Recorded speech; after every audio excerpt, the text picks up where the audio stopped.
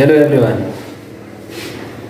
Egan bagana gara channel keenya dhuftan jecha asuma namoonni haaroonni gara channel keenya dhuftan subscribe gochuun namoonni maatii channel ichaa taatan immoo comment share gochuun nu deeggaradha.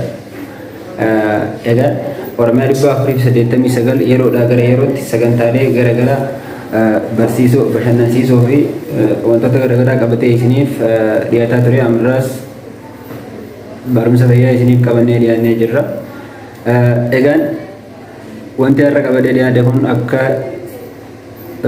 sagantaa keenya idileetti osoo hin taane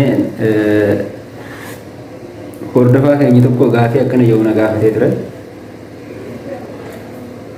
Mana yaalaa deemeetiin dhiinni haadha manaa kiyyaa fi dhiinni kiyya waan wal hin fakkaanneef ilmoo dhaluu hin dandeessu naan jedhanii jedhe. Dhiinni haadha manaa keetii fi dhiinni kee waan wal hin fakkaanneef ilmoo dhaluu hin dandeessu haadha manaa tana hiikee naan jedhanii maal jechuudha.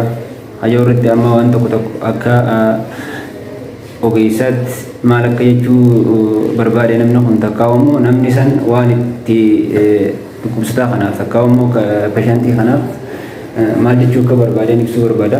Egaan dhiinni haadha manaatii fi dhiinni abbaa manaa wal hin fakkaatu jechuun normally dhiinni halluu isaatu garagara jechuu miti. Halluun dhiiga namaa hundinuu diimaadha. Yeroo kana dhiiga nama hundaatu wanti godhu haalli ittiin dhiiga namaa itti qoodan hedduu jira. Fakkeenyaaf dhiiga adiin jira, dhiiga diimaan jira, dhiiga akkasumas pilaatileetiin jedhamus jira. Faayidaa garagaraa akkuma faayidaa isaaniitiin gartuulee dhiigaa garagaraatu jira.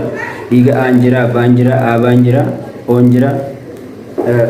Akkasumas reesas pirootinii RH faaktarii waan jedhamus jira jechuudha. Egaan nama kanaaf wanti jedhamuu barbaade jalqabumaa dhiinni waldaa halluu isaa osoo hin taane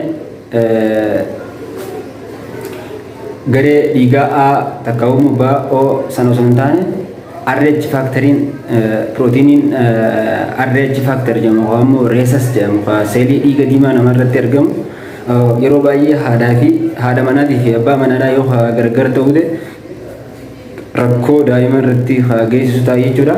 Haati takka RH san negatiiva takkaawamu RH reesas faaktarii sana negatiiva taate abbaan manaa isidhaa ammoo RH positive ta'e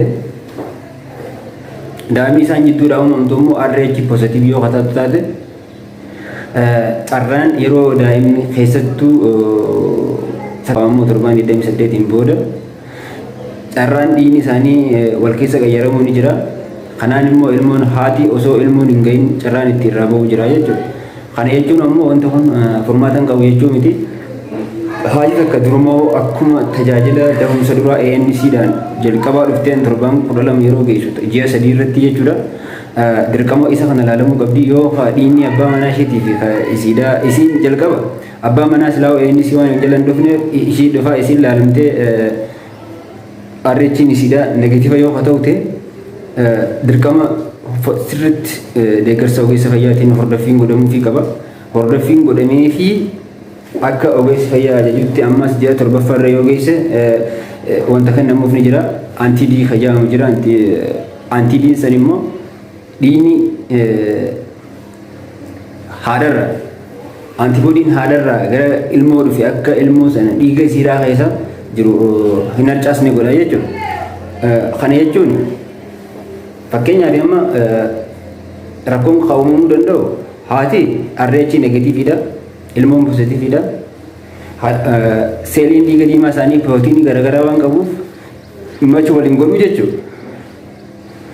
Maaliif dhiiga hamma xiqqaan taane 0.1 ml yoo ta'e haadharraa gara ilmoo gaafa dhufte haati egaan yeroo kana haati tun pirootiinii daa'imni isii qabu RH pozitiivii daa'imni isii ta'e kana akka farra alagaa waan laaltuuf qaamni seeliin dhiigaa haadhaa. Egaan rakkoon yeroo baay'ee kan argamu sardi tiraayimisteerii takkaawamoo ji'a 7 boodaan jechuudha. Haaluma kanaan gaa antiboodiin dhiiga haadhaa keessa jiru yoo gara daa'ima dhufte dhiigni daa'ima akka ciccitee dhukkuba hemolytic disease of newborn jedhamu qabsiisa. Dhibeen kun dhibee yaala qabudha. Yoo yeroodhaan dursinee tajaajila da'umsa dura goonee karaa mana yaalaa deemnee ogeessaan deeggaramne ilmoon sirriitti akka dhalattu godhu ilmoon fayyaa qabdu akka dhalattu godhudha. Kanaan alaanga egaan obboleessa keenyaafis asuma wanta dhaamuu barbaadu RH positive ati taate haati warraa kee RH negative ta'uun ilmoo dhaluu isin hin dorku. Wanni godhuu qabdan yeroodhaan karaa ogeessi yaalaa jiru dhaabbilee fayyaa keessatti akka deemtanii tajaajila barbaachisu fudhattanii isiniif dhaama. Asumaan immoo komantii jalatti namoonni gaafii biraa qabdan akka nu gaafii irratti ibsa isinii kenninu akka barbaadan akka nu gaafattan asumaan isiniif dhaamna. Hanga sagantaa keenya itti aanutti nagaan turadha.